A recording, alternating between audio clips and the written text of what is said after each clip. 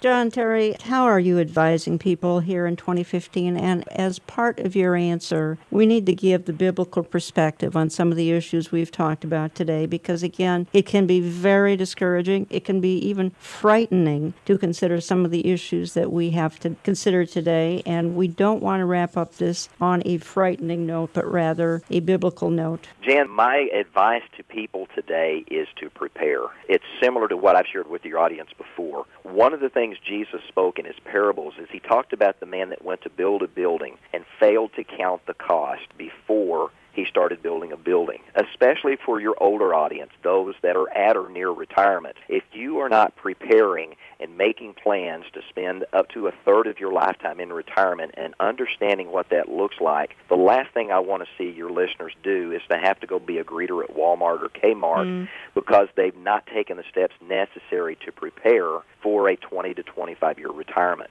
I'm encouraging people to look at where they have their money invested and to look for and find godly men and women that can give them advice in that area to help them make wise financial decisions. There are different strategies and different opportunities that are available from knowledgeable individuals, but it's up to the listener to go find those godly men and women and to reach out and to get the help that they need in that regard. As we look at it from a biblical perspective, I was recently reading in Chronicles about the return of Israel to their city, and as they're there and a remnant of Israel is there, Moab and the Assyrian army and 3 armies encamped around Israel, and it appeared as if there were utter defeat. And when the children of Israel gathered together and they began to pray and seek direction for how they were going to go to war against these 3 armies that were facing Israel, and the city's walls were still not rebuilt, and they prayed, the message that came from God, I think, is one that's viable even today, and it is the fact that the battle belongs to the Lord.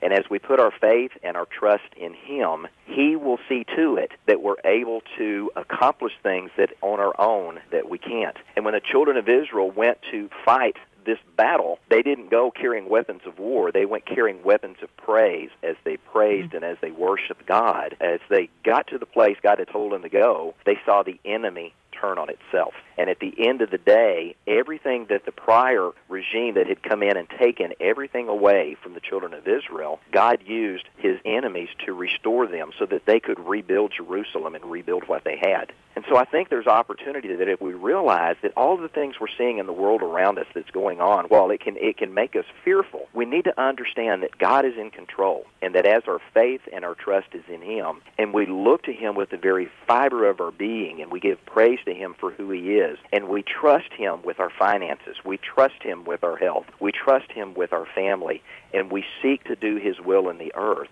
God can and will provide for us along the way.